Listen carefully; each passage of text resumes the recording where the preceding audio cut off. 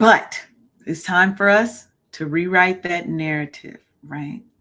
Because we need you to nurture you. You are your star player. Yes, you are great at nurturing everybody else. But baby, it's time to switch that narrative from nurturing others to nurturing your numero.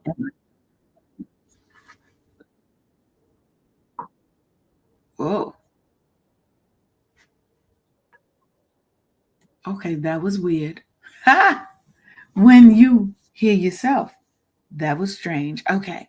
Now, we're going to explore ways for you to fill your cup because, baby, we all know, and I say it all the time, you cannot continue to pour from an empty cup. You're supposed to pour from the overflow, from the abundance that pours out of that cup. That's what you're supposed to have for everybody else.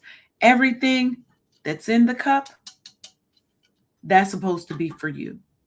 But we're so used to giving and giving and giving and giving that we end up giving everything out of the cup until it's bone dry. There's nothing left for ourselves. So, we're going to unpack the complexities of self care when you live a life that's dedicated to caring for others. We keep it real, we keep it raw, and we keep it honest. But hopefully, it's going to be rejuvenating for you. So, remember, grab your favorite drink, whatever it is. We ain't here to judge. If you're at home, get cozy. If you're at work, get them headphones on and let's get this conversation started. Because remember, we're here to change the narrative for our people because we always going to tell our stories our way. So let's get into it.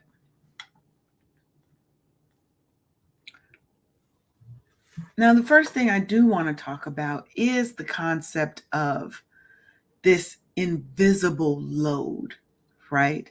And that's the unseen emotional and mental labor of being a caregiver.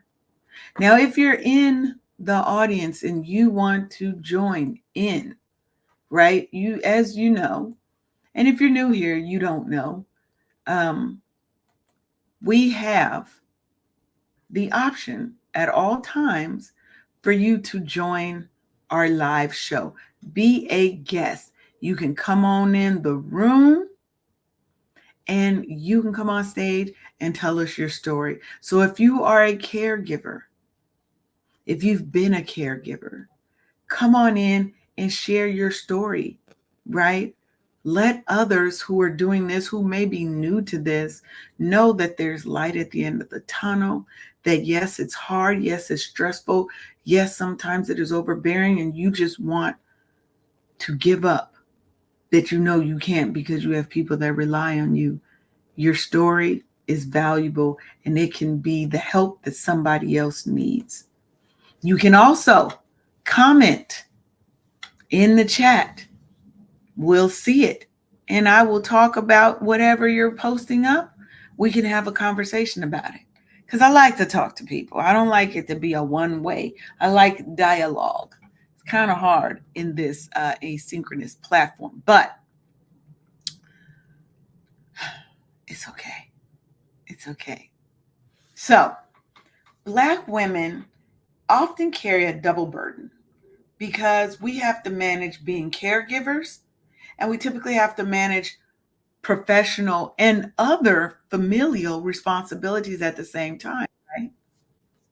And that emotional labor, even though it's unseen, it can actually significantly impact our mental health.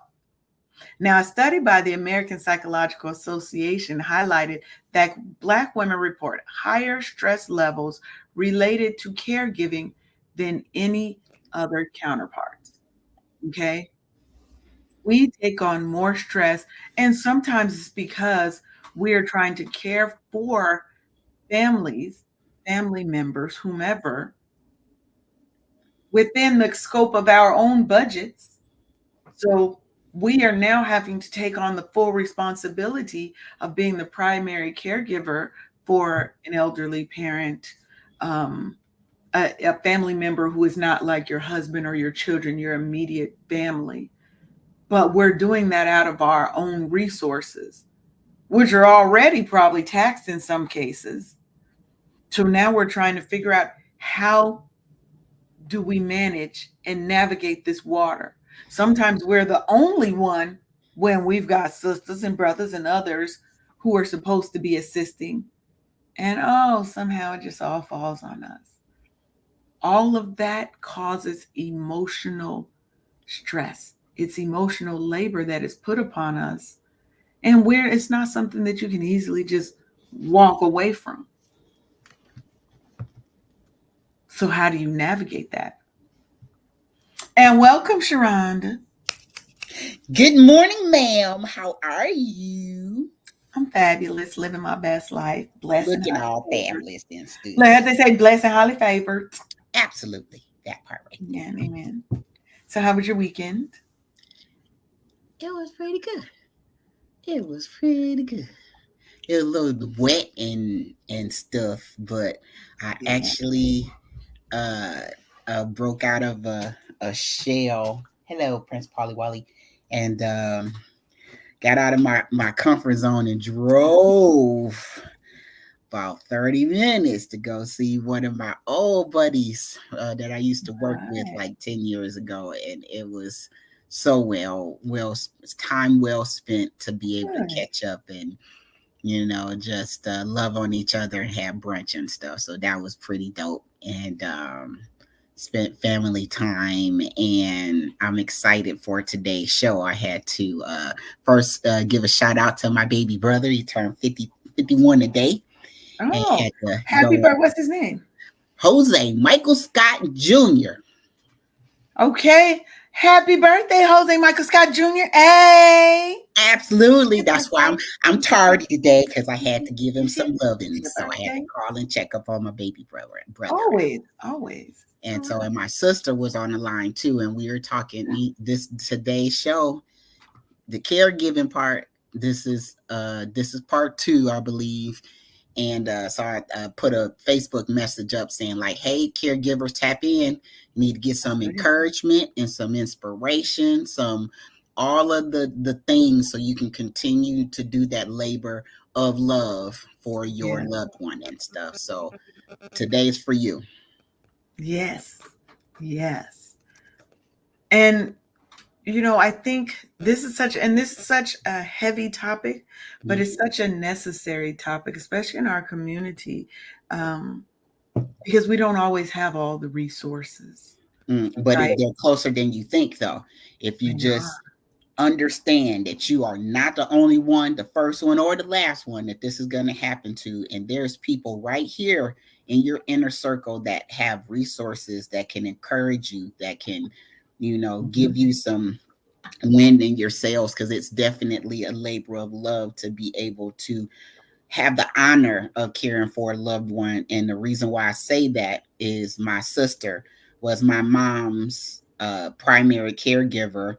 And it's like I had to fight my sister. Like, she got more than one kid, right? You don't have to do this by yourself, right? You, Right. you, you understand, right?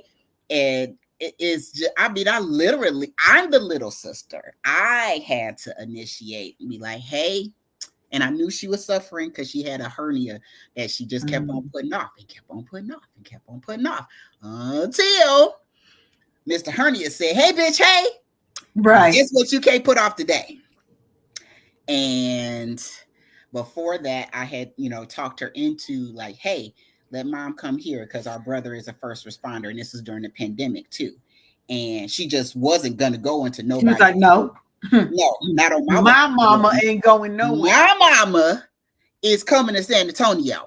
And I kind of told my husband, but he was already on board, so it wasn't a awkward conversation and stuff. And we just did what we needed to do, and we both got rental vans to do a battle handoff of sorts. We met in the middle, which was uh, Tennessee, Nashville, Tennessee, and we, did an overnight, shift, and we got her home in September, and we got to care for her last couple of months and stuff. And it was the hardest, most awesome thing I could do to honor my mom, because I would not allow myself to get creeped out in any kind of way, grossed out in any kind of way, and just fucking did what needed to be done, because the alternative was a facility, and that was out of the question. No, Absolutely you're out of the never going to take care of your loved ones. One, most of the places that I've seen, they're overtaxed question. with resources. And then, especially with COVID, with Mm. the lockdowns. It all worked out the right way, that, and it just all worked out that I was teleworking during that time, and I was the only one of my between my siblings that wasn't having a hernia operation. And it's both of them had hernia operations that Oh, year. goodness. Oh, goodness. I'm like, this is we don't this is a we don't have to have a strong conversation about this, because she's coming to San Antonio. She has to. Period. Period. Period. Yes, this is happening. So go talk to your friend so y'all can help drive, because mom's coming to doggone San Antonio. Period.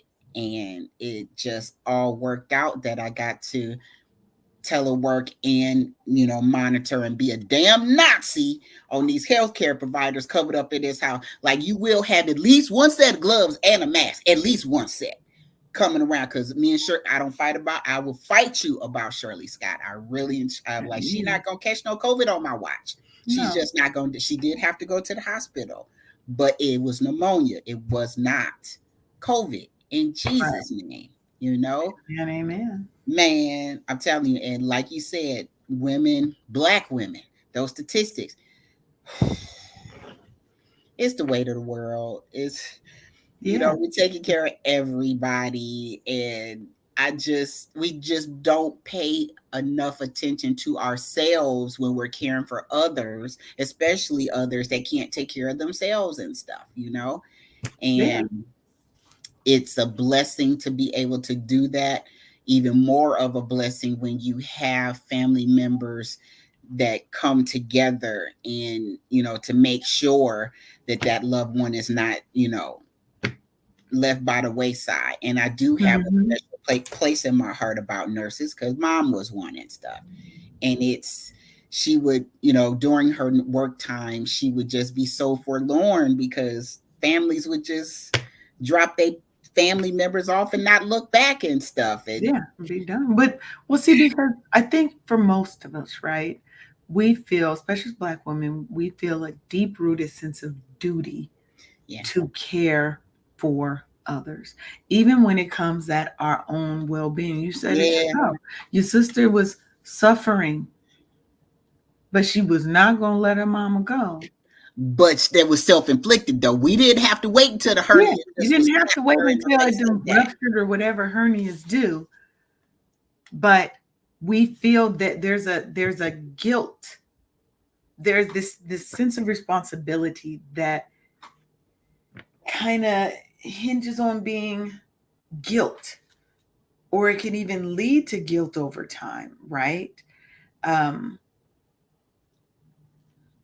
when you think about, well, I need time to myself, I need to be able to do this or that, right?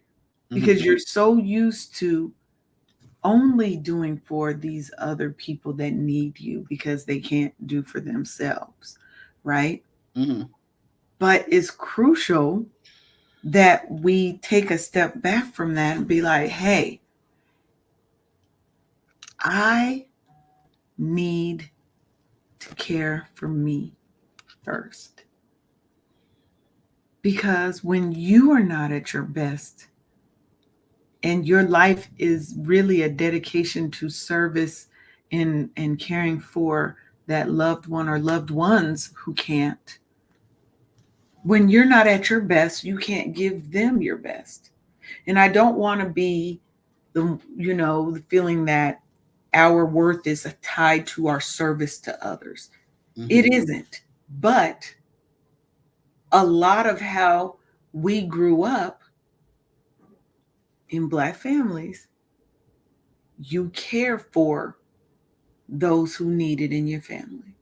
Now, not Absolutely. everybody grew up that way. Generationally. Some people didn't Oh have yeah. some people didn't Ooh. have the benefit of that, right? Of Mm-hmm. that kind of upbringing to where it was deeply rooted into their family and into their culture of we take care of our own. you know. Yeah, that's how it was, generations like that in my family. Mm-hmm. Yeah. And then you have the mental load that goes on top of that, because now not only do you have to manage your life, your family, let's say you've got a husband and children, right? You have to manage that, but now you've got to be the guard dog on attack, managing healthcare appointments, Mm-hmm. managing medication schedules, Mm-hmm. their daily needs, managing if they have to have somebody come in to help them. Let's say they've got assisted care, the caregivers that come in to try and help give you some relief, that show up when they want to, don't really do all the work, Oh my God. whatever, or just don't show up. So now you're still having to do all the work. Oh my gosh, girl. When you look back at how things played out, I have no idea how. I think I'm part octopus. I think I had my hands in every damn thing. Just, I'm working with one set of hands. I'm over here changing her diaper on this set of hands. I'm over here answering the door for the nurses to go. Yeah. You can't think about it. You just gotta be willing to be able to give you the same amount of love and care that they gave you when you couldn't do for yourself as an infant. That's And right. now to be able to care for her on this end, I'm telling you, it was a whole damn blur almost from the time she was here to the time she left us and stuff, because I'm working. Yeah, you Just just no, start, you just jump in and go. you do what has to be done. Yeah. Right? We do what has to be done. And a lot of times this stuff goes unrecognized. There's nobody who's going to give you an award, give you Girl. a pat on the back for taking care of your family. It's expected, it's anticipated, right? Mm-hmm. But I want to encourage people to self-validate. Mm-hmm. Oh yeah. Seek external support because you need help. Absolutely. But see, but that part I'm gonna say, because it's my experience. My sister was a whole, like, I'm not letting her go. I'm like, me, you can't take care of her mom right now. You just can't. I might give her back maybe, but it's my turn. Let me honor our mom too.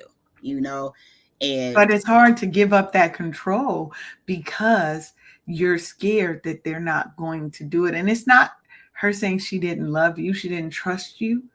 But when you're so used to being the one, letting go and trusting somebody else to do what you've now becomes part of your life's work, baby. Hey, She's that coming ain't easy. on the show in about 10 minutes.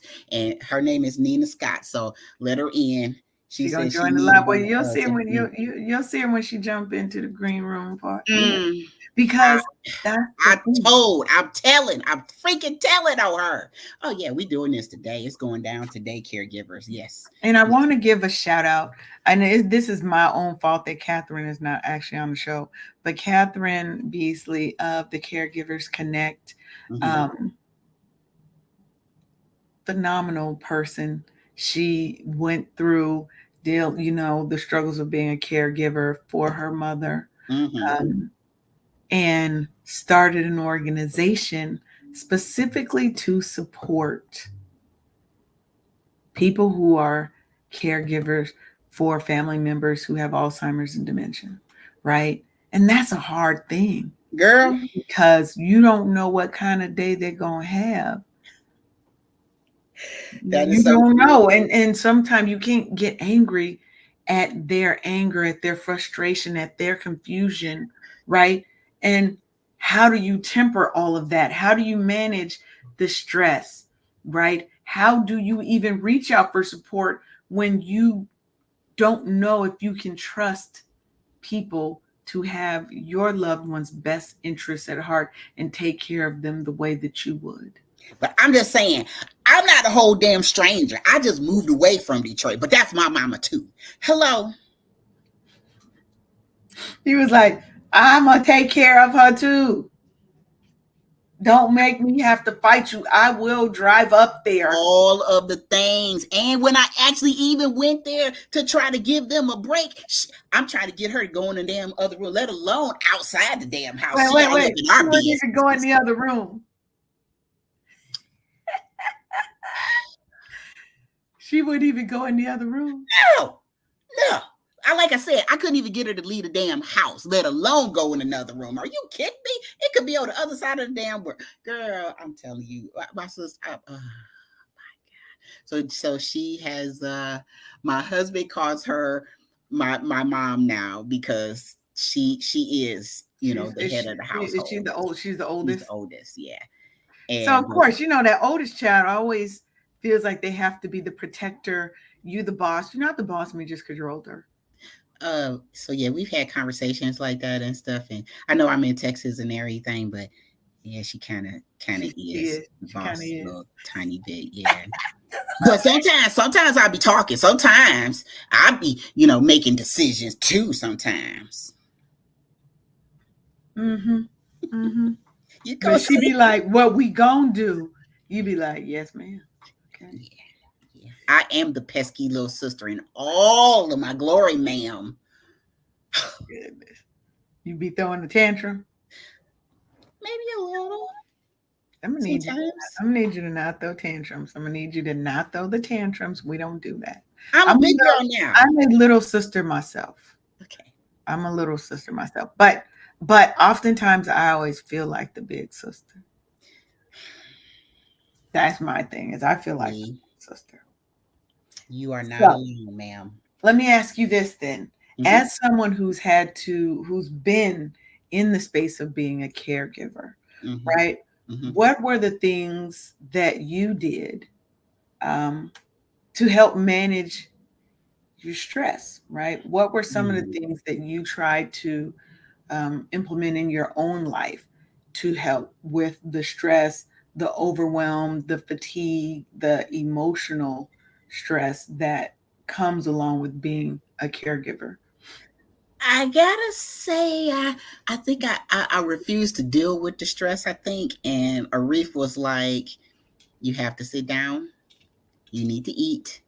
He saw me, I have back issues and stuff, and all of the issues that I was going through, I couldn't allow myself to feel my own stuff because I had to be there for my mom and to lift Mm-hmm. and carry, push, pull, and all of the things and stuff. And I I think it was some avoidance. There was a lot of talking to my husband or calling on my sister or actually talking to mom and stuff. And she did have the end stage dementia and stuff. And it was the just getting my all just like stocking up on my hugs and kisses from my mom because Mm-hmm. you never want to admit that it's end of days, but in that same energy you need to get all the hugs and kisses for the rest of your life because You never know when that day is that day. absolutely, absolutely that part and stuff. So I feel that. I feel that. Like when I moved away from Seattle, so I'm originally from Seattle, Washington, mm-hmm, and with my grandmother, we knew that. Well, first of all, she hid the fact that she had breast cancer for a long time from us. Um, but that isn't even what killed her. mm, But it went really fast. She had a stroke and a heart attack mm-hmm. that kind of left her paralyzed. She couldn't talk anymore. Um, and so we kind of knew, and it went kind of really bad quickly from there, Mm-hmm. right? Mm-hmm. So I wasn't there. And there had been a time when me and my grandmother had been at odds, and I didn't talk to her for probably 2 years. Wow. Mm-hmm. Now imagine if things had progressed and I had still had my ass on my shoulders, as my great grandmother used to call it, right? Yeah. And not put my ego and my pride to the side for the woman that raised me, because my mother died. I don't remember my mother, Wow. right? I've always, the only person I've always known is my grandmother, my great grandmother, my great great grandmother, right? So, how would I have felt had that been, and I didn't have that opportunity to hug her and kiss her and talk to her, right? People don't think that shit's important, Man, but especially when you're dealing with a parent who has Alzheimer's and dementia, and they don't always recognize you. Those it's moments the that they do, you have to cherish them. absolutely, girl. It was the facial recognition, but not being able to call my name with her and my grandmother. They knew who I was, but they couldn't say my name. And I tell my when I'm with my friends and family, if your mother is still here, please hug and kiss her for me, not from you, but for me, because I can't kiss and hug my mom right now. And so it's you'll never be able to get enough. I'm here to tell you, but make it count. Make it count. And spend the quality time, make the memories, because you'll never regret doing that. And put your pride aside to the You point have to. where, yeah, because you don't You know have to. they're here today, they might not be here tomorrow. You never, I'm telling you, it comes that quickly, it comes and goes that quickly, that they're here today and they might not see tomorrow, or hell, the next couple of minutes, whoever. Y'all, I'm telling y'all, it is Oh, not worth it. I think that's your sister. You say she's. Did you say this? Y'all are in for a treat. Nina, if you can hear me, I need you to turn your camera on, baby. Come on, big sister. Maybe she don't want to be on camera. Sometimes people are shy. They don't want to be. Oh, there she go. Hold up. We about to pull her in. We about to pull her in. Hold on. Hey, Welcome man. to welcome to the Wake Up Happy Sis show. Nina, how are Nina, you? I'm good. Can you hear me okay? We can. We can. Okay. All right. Hello, big sister. Hello there. Leanne, this is my big sister, Nina Scott. This is the one that prayed me into existence, promised to God. Promise to God. She summoned me. She actually did summon me, y'all. So anything that I got going on is her fault, because I wasn't messing with anybody. I was, having a good time in my spirit life and stuff. Right. She My called you into the human form. dear Lord, I would like a brother and a sister, but I want my sister first. And that's how we came. Oh, yes, that is true. Yes, See? I well, pray. yes, I Sharonda. prayed every night for siblings. That is, I love that. I love that. I can't say that my sister prayed for me. My mother was kind of young when she had us, so. Okay. But I love that. So Yeah. Sharonda's just been kind of sharing with us that you were how do we put it nicely? You were not sharing uh the caregiving of your mother, and I did. I and she did. and she could not get you to even leave the room, let alone the house. Tell Oh, the So, truth. Lord. Tell the share a truth, little ma'am. bit. Tell the Yeah, truth. share a little bit with us, kind of what that experience was like for you. Well, it part of it wasn't by choice necessarily. It was just a necessity because I was here with mom and my sister and brother were out of state. And then it just became that was habit for me. And I didn't know any other way. To release that felt like I was failing something because that it was my responsibility. But once again, out of necessity, God stepped in and said, "You got to do this." So that's how mom our mom ended up with my sister. It was all divine. It really was, because I was a full-time worker and the company that I was working for went out of business, and it all happened. It was like clockwork. It went out of business in 2018. Mom got sick in June of 2018. Mhm. And so my plan was, I'll take the summer off. I've been working my whole life. I'll take the summer off and I'll start looking for employment in the fall. Mom got sick in June, and it was an up and down roller coaster ride from that point on.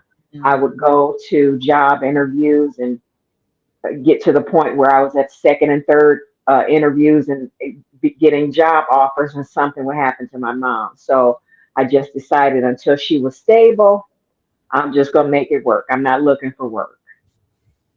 No, And yeah. up until, go ahead, you had a question? No, I was gonna say I definitely get that. Sometimes it is that divine intervention. It's like I need you to just focus in this space right now and trust. Right, right.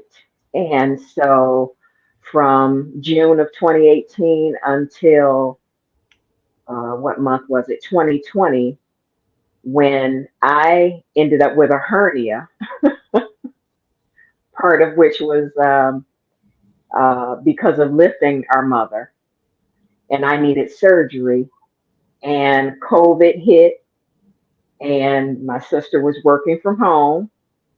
She was the only one who could take care of mom, because we refused any other.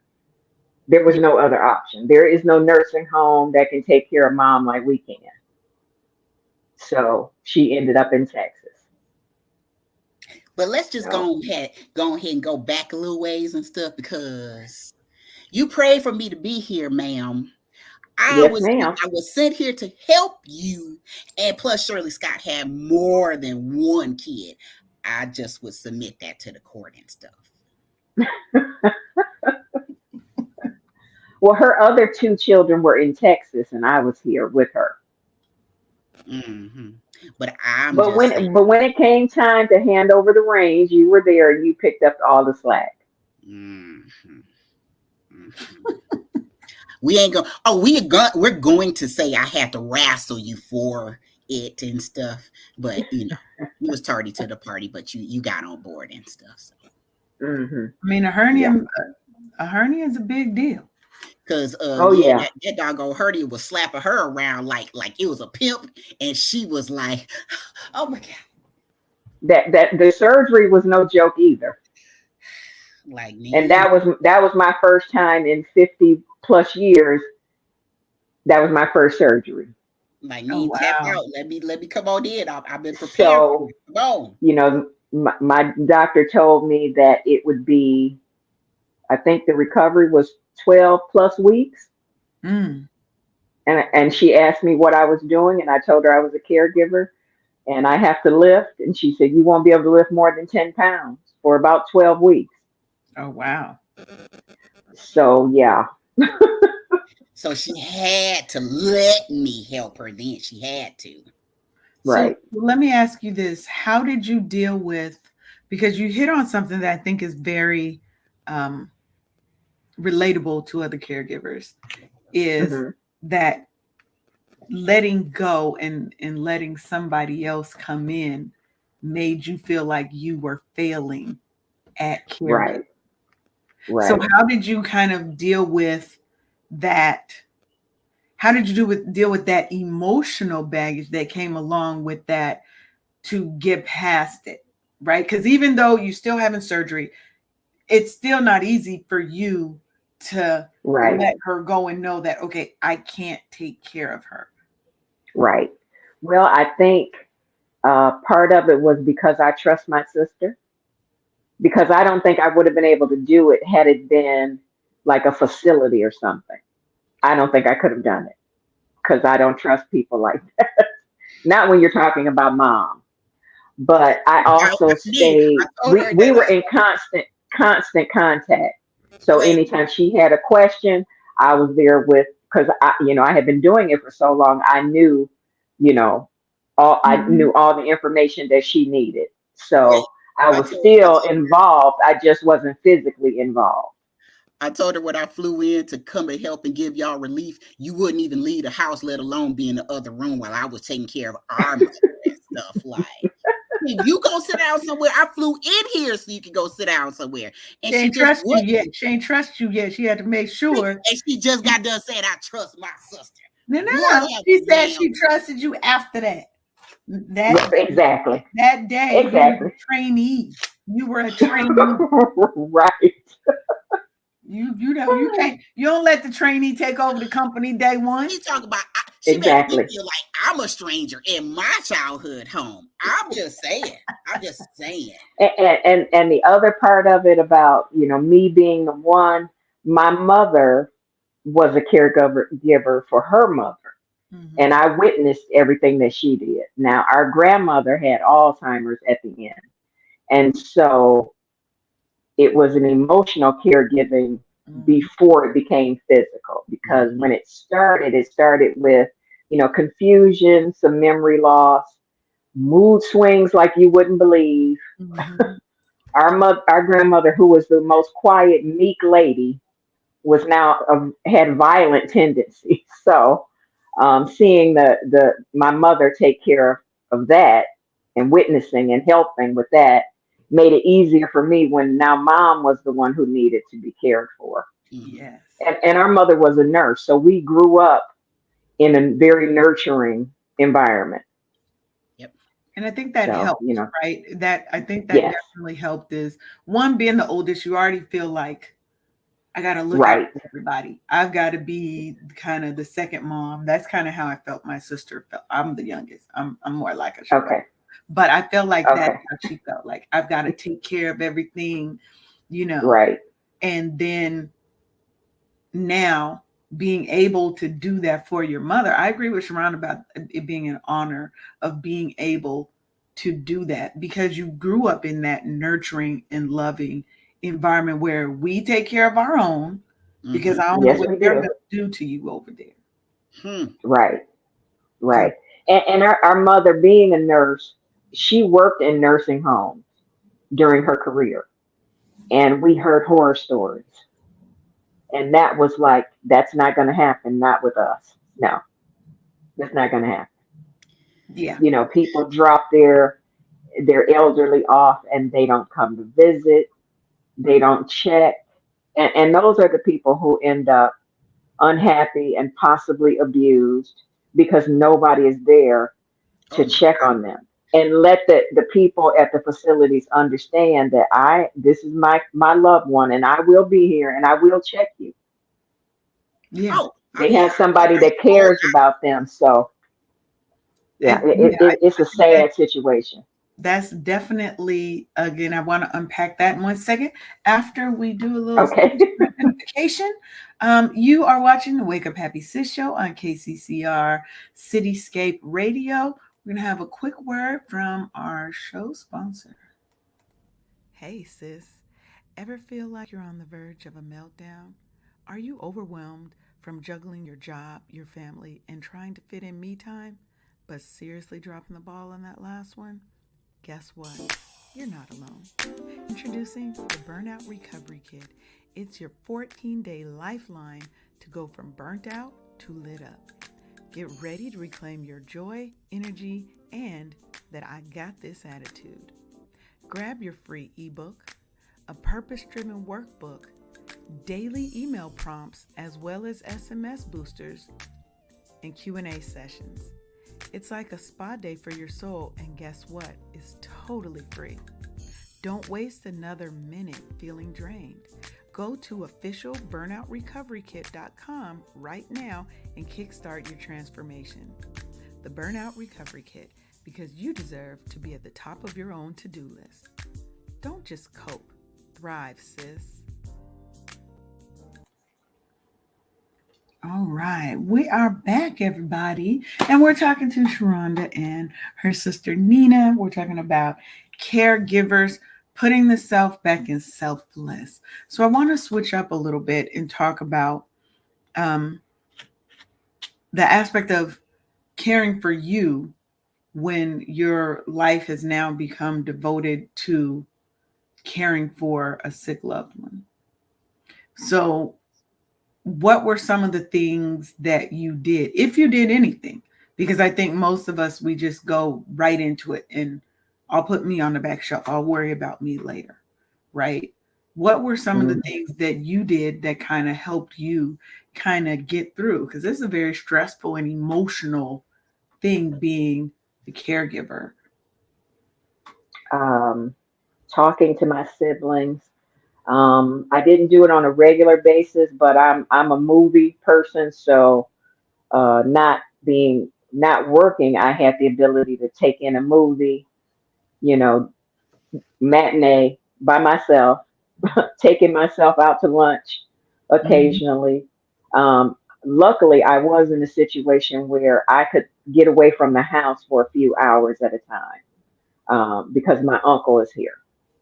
Nice. And so getting together with friends, it wasn't that often. It may have, I also belong to a book club. We meet once a month. So that was a few hours once a month. Um, and just, other than that, I was around the house. I stuck around the house, did things around the house. But getting out, even going for a drive by myself, listening to music, things like that, Mhm. going for a walk, all of that, I think, helped keep me together mentally. And I still had those breakdown times where it was just too much. I was frustrated. You Mhm. feel helpless because you can't, there are problems that you can't solve. You just have to deal with them and work your way through them, but there's no solution. Yeah. So, but I you do have to take some time for yourself. You just like mothers have to take care of themselves before they can take care of the child, just like the safety instruction when you're on a flight and they say the oxygen mask, put yours on first before you put the one on your child. You have to take care of you first so that you're able to take care of whoever it is you have to take care of. Yes, I wholeheartedly agree with that. Um, and I know it's hard for people sometimes because, I think you were blessed that you had a good support system around. You had an uncle who could, you have your sister and brother who were willing to step in as necessary. And everybody Hmm. doesn't always have that. So let's make that Yes, statement.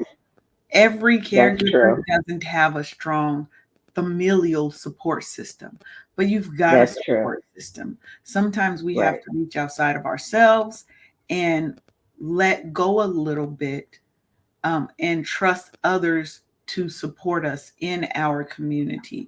I think that is one of the things I picked up is make sure that you have a support system, whether it's family, whether it's friends, whether it's joining an organization of other caregivers, and maybe you guys can swap and they can help you and cover your family member and you can also cover Hmm. their family member sometimes, right? I think that having that, also just having somebody to talk to who understands what you're going through. Somebody who's not a Right. caregiver doesn't understand when I just need to vent, when I just need to Right. cry. You can't solve it for me. You can't make it better. Right. Right. Right. So I love that you are, even if it's not very often, is taking time out for yourself to replenish yourself, Hmm. but also not being afraid to break down and cry. Sometimes we need to cry. Oh It's yeah. it is cleansing. It is cleansing. Right. So Yes, it is. now, Sharonda, Ma'am. tell me about kind of your experience in being able to care for your mother, kind of those last months. Nina, I was telling her about I couldn't allow myself to succumb to my own doggone health issues with my back and my knees, and Hmm. I could not allow myself to get grossed out or whatever uh at any other thing. But I did get a little squeamy when I had to push narcotics on my mama. That part was stressful. Like, is she got an OD?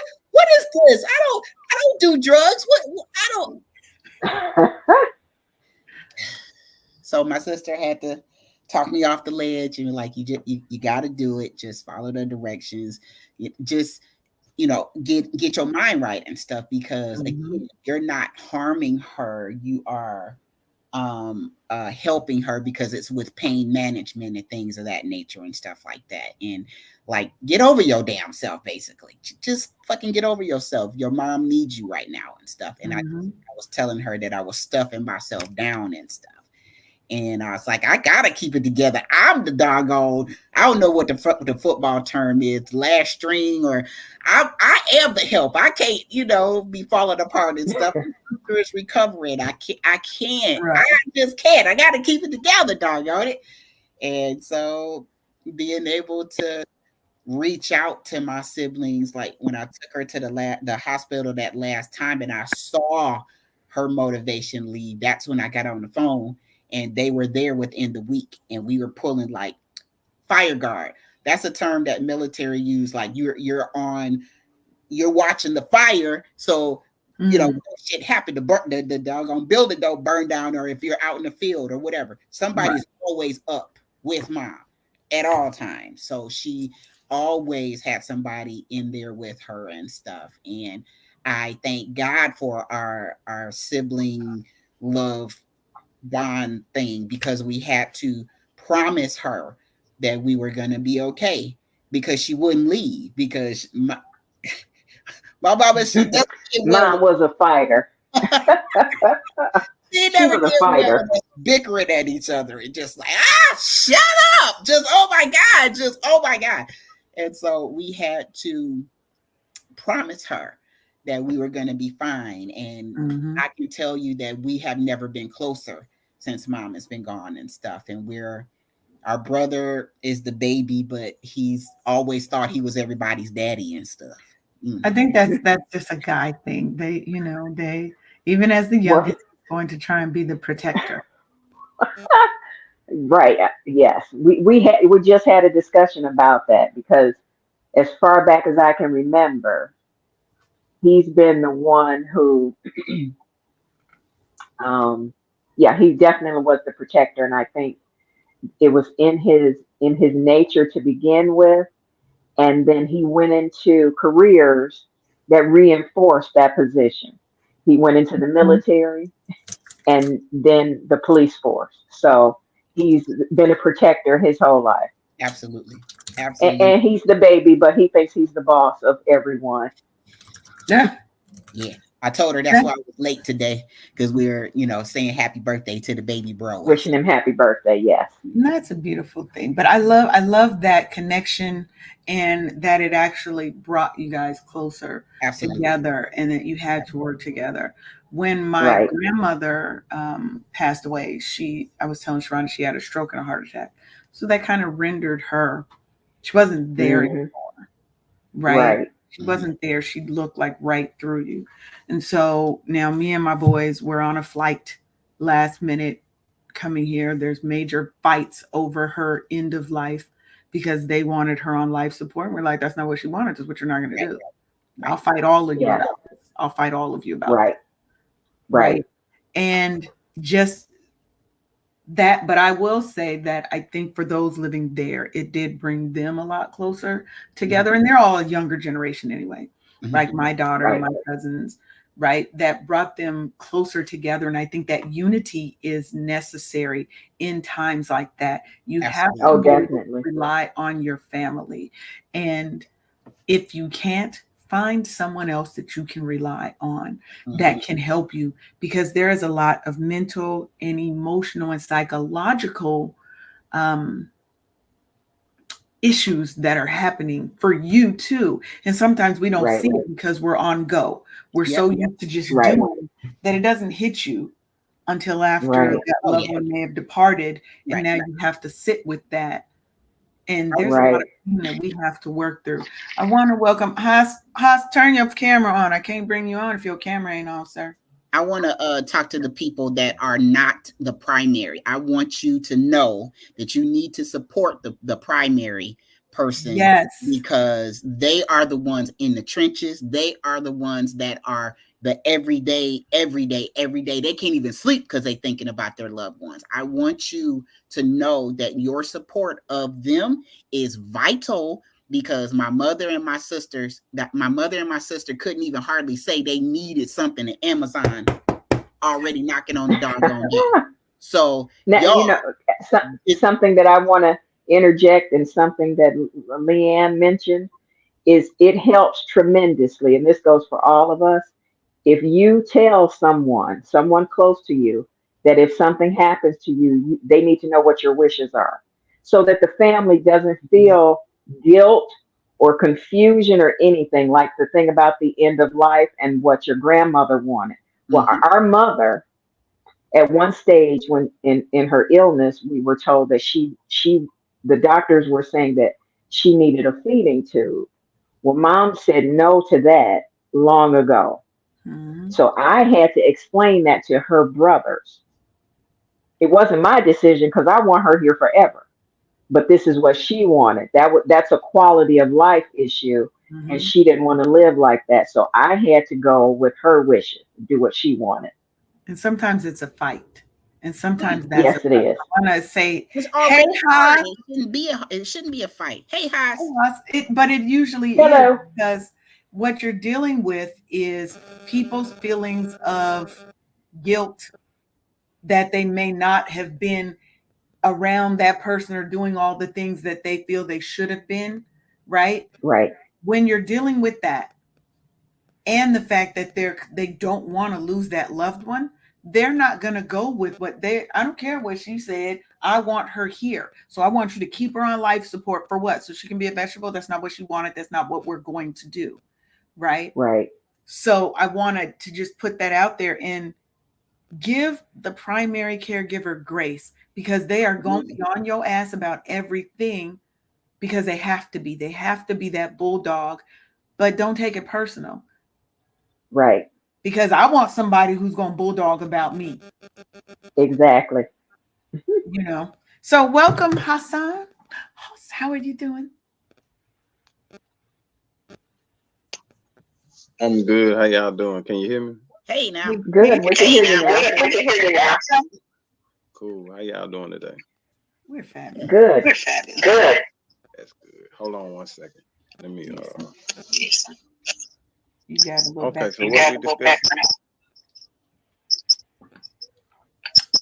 Put yourself on mute for a second. Put yourself on mute for a second. Who, me?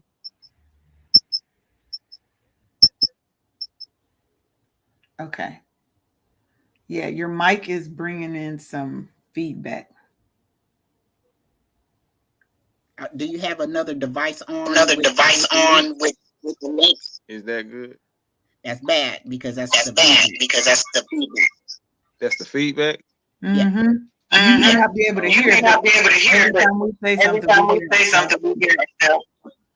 Oh, hold on. Let me turn my volume down something. That might be the issue. How's that? Better.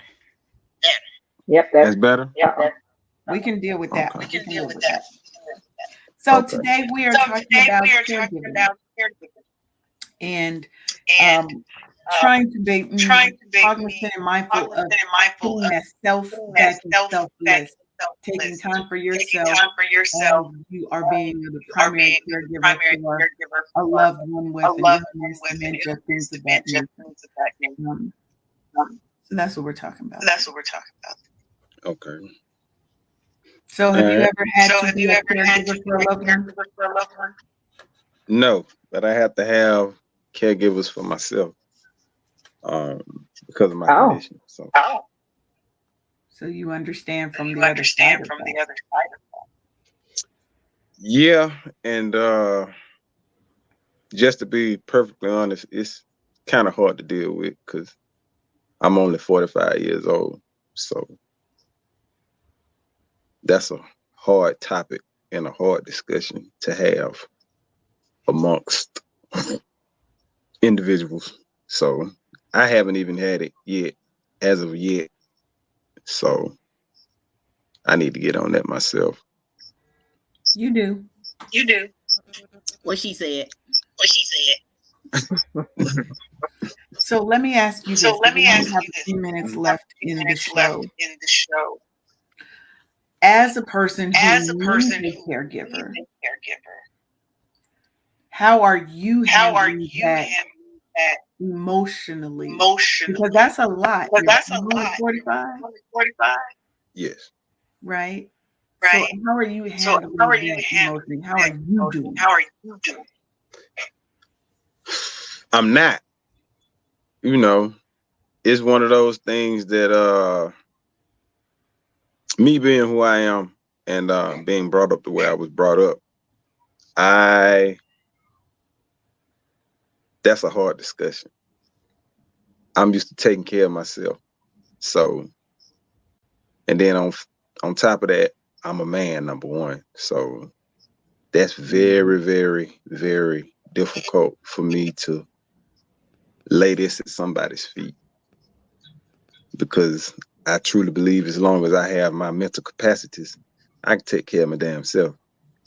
So that's what I do. However, I know it's a discussion that has to be had. And I've gotten into it with my sister about certain things because my sister is a nurse, 20 plus years being RN. So she always gets on me, especially when I have my episodes. And she has to be the one that's there. And she's usually there because my ex-wife lives well, we're not divorced yet. So when I do have an episode, they have to call her to get her permission because she's next to kin. She's legally next to kin still. And she calls my sister because my sister's the nurse. And she tells my sister, hey, your brother, he's having an episode. You need to go and holler at him, check on him. And my sister the last time my sister had to come to the hospital, and even the nurses that were at the hospital, they really didn't want to do nothing, but my sister had to come in and just basically tell them, hey, do A, B, C, D, E, F, G. And she had to show them, I'm RN, I know what I'm talking about, so let's go. And they jumped on it. So, it's hard. Well, I have a comment suggestion. You need to make your sister your point of contact legally. That's what she's been saying, and I'm looking into that. Listen, man. You know Gotta what? get it done. You know what? Get it done. Stop playing. Stop playing. It's easier said than done. No, it ain't. Yeah, it is. It really is. For me, it really is, because my incapacities only last for that long. It doesn't matter. And for me, this is just me. You know, like I said, I'm a man. I like to take care of myself. Right. So that's the difficult part. Me having to depend on somebody else to make decisions for me. We're not saying it doesn't matter. Make her the contact, huh? Instead of your ex-wife, make your sister your legal contact. Just the contact, so they don't have to go around people to get to your sister. I understand it's hard feeling like you're giving up being independent. You have to get out of your own head right now. And I'm talking to you as your friend. You have to get out of your own. This is your life you playing with. Yeah. So get it done. It is easier said than done. Stop playing. In my case, I'm my uncle's point of contact. He has a daughter who wasn't in his life. I've always been in his life, so on all his paperwork at the hospital, I'm the point of contact. And he's told me what his wishes are, so I know what to do if something happens. So if you trust your sister and you trust her judgment, make her that person. That way, in an emergency situation, trying to call the wife or soon to be ex-wife, and then she calls the sister, those seconds count. And the fact that she is a nurse, that makes it even better because she knows what to tell the hospital and what to expect from the people who are caring for you. So you got to make it her. If you trust your sister, make it her. Because she's already shown that she's fighting for you. Mm-hmm. You want somebody like that on your team. Yeah. And she's your sister, so she's gonna look out for you, and she knows that you're a man, and we know how men are. Mm-hmm. And I'm not a man, but I'm that really independent, and I don't like to ask for things, and I don't like to depend on people. I'm still that way, but I trust my sister, and I would go to her if I had to. Might not be anybody else. My brother. That's it. But yeah. You got to have somebody like that to speak for you if you can't speak for yourself. Got it. Do you though? Yeah. I mean, this isn't anything that I haven't heard before. I just got to do it, you know. Yeah. And it's it may not be forever, just for a time. Right, you can always take it back if you're doing something legal. You can take it back. Like you said, as long as you're in your right mind, you can take it back. Mm-hmm. But for those times when you can't speak for yourself, you got to have somebody that's going to be that bulldog for you and make sure you get taken care of.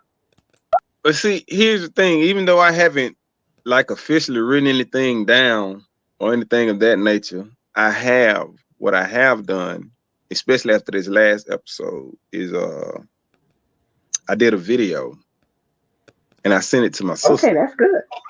Okay. Basically saying, hey, if I become incapacitated, you know, she's the point. Let her, right? Because she's a nurse. Right. That's my sister. Let her make those type of decisions. And she was like, well, that ain't good enough. I need a power of attorney. I need documentation. I say, no, all you need is that video. No. That's all you need. Because all you got to do, if something happens, show them the video. Show them the date on the video. That's not how it works. Because the other factor is that, especially with HIPAA laws, they cannot give your sister information unless they have that on file. Otherwise, it will automatically go to the wife because legally she is your next of kin. So if you wanted someone other than your soon-to-be ex-wife, you have to put it in writing. Having the video is not enough. Period.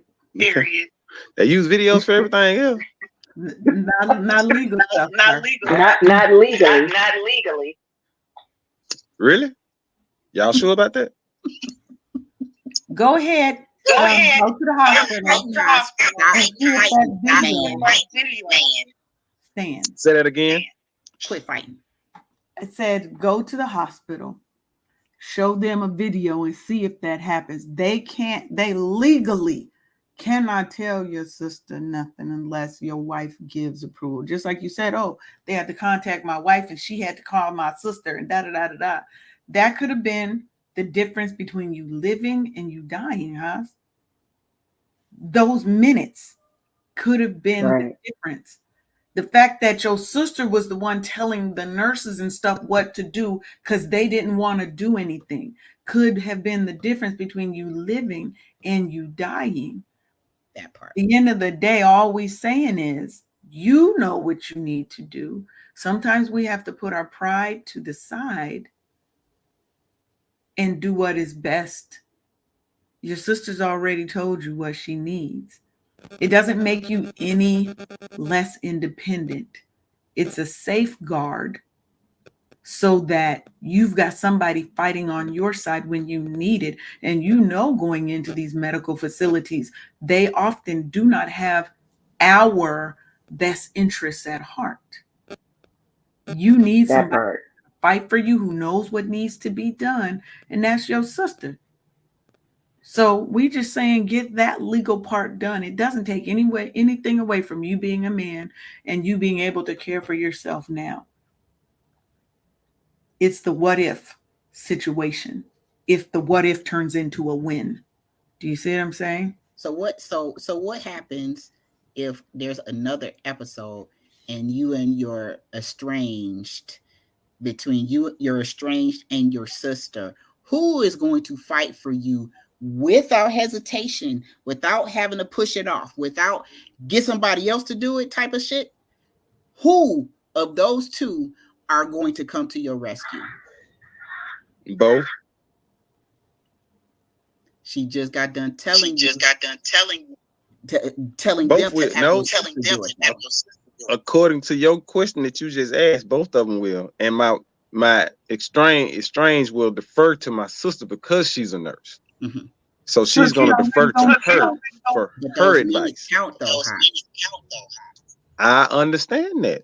I'm not dispute. Y'all see, I ain't saying nothing against to refute what any one of you are saying. I'm just listening. I got to get paperwork. Cool. Yeah, you got to get the paperwork. That's all we saying, huh? I say you got three talking to you right now. Say what now? I said you got three strong women talking to you right now. And go on, just do it. Y'all acting like some cyber bullies right now. But I'm gonna roll with it. It's all in good. It's all good. So you know, we're just giving you the good. We're not trying to pull no punches or nothing. Hopefully, we're preaching to the choir. Yeah. Amen. Mm-hmm. But yeah, I got to get that done. You know, so I get it done. I have to write something up real quick. It sounds like you have a good relationship with your soon-to-be ex. Both her and the sister, maybe you can talk to both of them together at the same time to tell them what your wants are in case of whatever happens. So they both know. Eventually, I'm going to have to talk to them and my kids, all of them at one time, at the same time, because there were certain things that my kids didn't agree with. And it's like, you're going to have to be quiet on this because this your aunt and your aunt knows what she's talking about. So just hush. So I got to have that discussion. But if they hear what your wants are, there is no argument. Exactly. That's what I got to do. I got to talk. I got to sit everybody down and have a conference call with everybody to just let everybody know A, B, C, D, you know. Right. So write it down. For now. Yeah. You know, like you weren't on the call, but earlier I was talking about the fact that my mother told me that she never wanted a feeding tube. So things like that. I can't argue that. She told me that our grandmother passed in 96, and Mom told me that back then. So I've always, when she told me, I'm like, why is she telling me that now?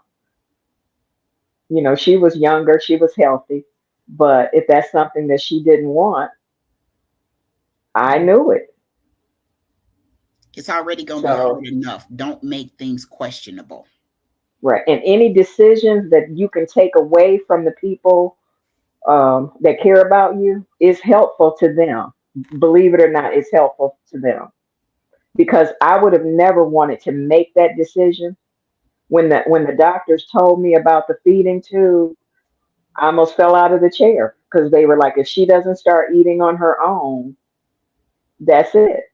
We got to do a feeding tube. And my only response was, Mom doesn't want that. Right. So I'm glad that decision was taken away from me. I didn't have to make it. Girl. And I think you brought up a very good point, right? It was that as many of the decisions as you can make when you are of clear and sound mind and body, you should do that because it makes life easier, and you're going to have less struggle, less trials, less arguments about it Right. at the end. And that's what the goal is. The goal is to make it easier on our loved ones to be able to handle the business that needs to happen after we're gone. Absolutely. Right? Right. Because that's an emotional Right. time for them. Right? So Right. as much as you don't want to do it because it makes you have to realize that there is an issue, that there is a potential that you may not make it. My friend Tasha, when she passed away, she was having seizures. And it seems with every seizure, it was getting worse. It was getting harder to resuscitate her every time. Mm-hmm. At some point, she stopped telling me about all the seizures she was having, and I had to find out that she was continuing to have them, and they were now becoming more frequent. So between her kids, husband, whatever, if her wishes aren't known, now there's tension, now there's fighting at a time when everybody needs to be loved on, right? Right. So that's all we're saying, Haas, is, and it's not directed at you, this directed at everybody, because you're not the only person who feels that way, right? Because we have to look at and be faced with our own humanity Demise. in those minutes. Is we have to realize there is a finite amount of time that we get on this planet, and we don't know when that day or hour is. You've got people who love you. Luckily, your soon-to-be ex-wife and your sister are on your side. Everybody doesn't have that. That is a blessing. Just make sure that everybody knows what the game plan is. Mm-hmm. So with that, we are at the end. We're actually over. We actually like 15 minutes over the end of the show. But this has been we could go on topic. We could definitely go on. And Miss Nina, you are more than welcome to come back anytime. I sure will. I sure will. We're here every Monday. You could come in on any topic. Haas, we're gonna get that mic thing fixed with you, and you're gonna be welcome to come back anytime. For those who didn't know, Haas was the co-host when I did my original show, podcast called Soul Food. Haas was my co-host back then. Very smart brother. He's a Cancer like me. So of course he's smart, because all cancers are the best. So but I mean, I'm not saying you're not a great co-host, Sharonda. You are. Okay, it's okay. I'm not feeling no kind of way or nothing. Hold on. Yes, she is. Don't believe it. You got something in your throat, Miss Sharonda? What's all that? Your throat dry? You need to drink some water or something? You good? It's the cancery only zodiac thing. Because I'm here too, y'all. What is your next month? December 11th. Lord have mercy. You one of them. Okay. Yes, she's one of them. You one of them. Yes. You one of them people. Okay. Did you tell already? The know-it-alls of the zodiac. Okay. You one No. of them. No. Rhonda is an amazing part of the show. We tell all the stories. Rhonda is the comic relief, because you know she's gonna come in with a joke. Bro, she has been opening up my head with a can opener and exposing all of the things. So, and that's how we're able to stay on the air, because she over here inside my head kicking shit around and stuff. So, but we make it work. She used to do that to you too? Yeah, she asking you. She's talking to you, Haas.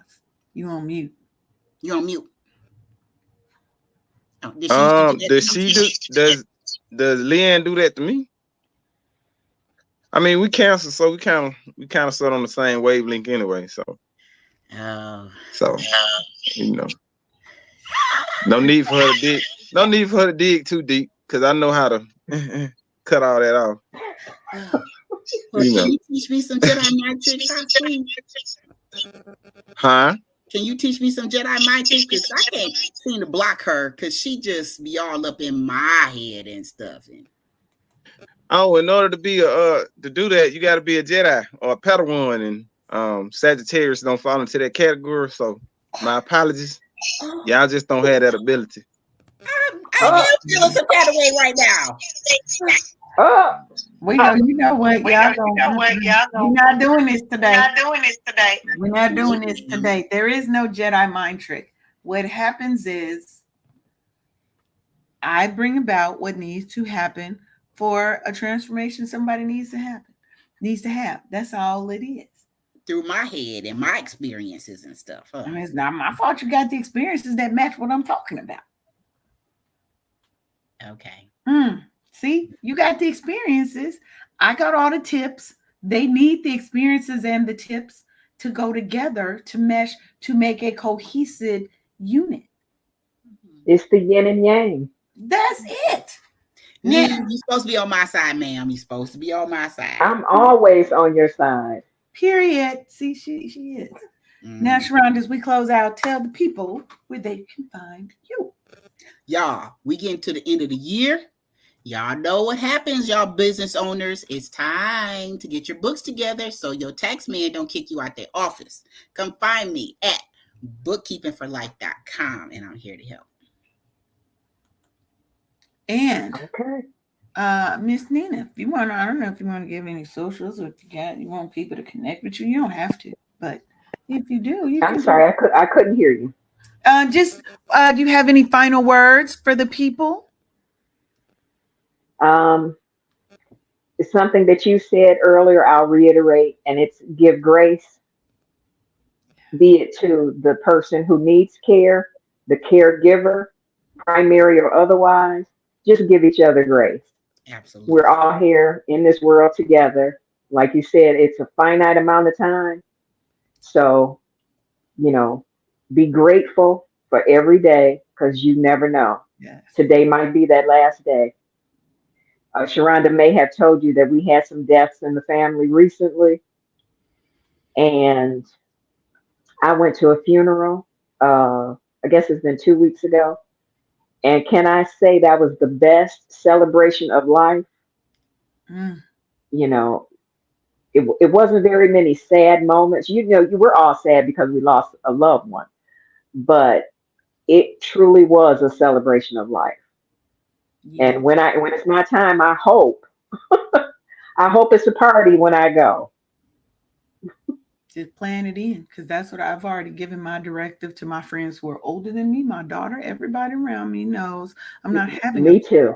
There is the directive is we're not having a funeral, we're having a party. Right. That's it. Bag me up, take me on a cruise, and drop me in the water in the Caribbean somewhere. That's all I ask. Oh, yeah, I agree. And you got any final words? No, I appreciate it. I came in a little late. Appreciate the information. I mean, this has been reiterated. This is something I needed to hear, so I got to get on top of that and take care of that. So, That's You'll get it done in your own time, but just put a fire under it. Yes. And with that, everybody, I want to thank you. You have been tuned into the Wake Up Happy Sis show with your host, Leanne Dulce and Sharonda Steele on KCCR Cityscape Radio. We'll be back next Monday. New topic. Next Monday about sexual health. So you wanna be tuned in. You can't be on LinkedIn though. You're gonna have to come and find us on YouTube because that show can't go on LinkedIn. Can't go on LinkedIn. We go get into it, y'all. We getting real. We keep it real, raw, and honest over here. So we're talking about sexual health next Monday. Hopefully, my guest that I want to come on can come on, because sex is something that a lot of people are having, and people are so scared to talk about, right?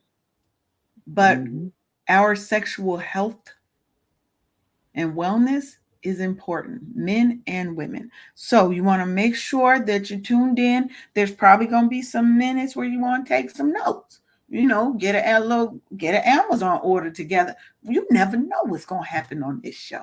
Just know it's going to be good. It's going to be helpful. It's going to be insightful. So tune in 10 a.m. Eastern every Monday. Sharonda and I, we got you on lock. And with that, have the day you were meant to have, because you have control over that. May not have control over what happens to you, but you have all control over how you respond to it. Love y'all. See you later. Have a good one. Thank you for tuning in for another episode of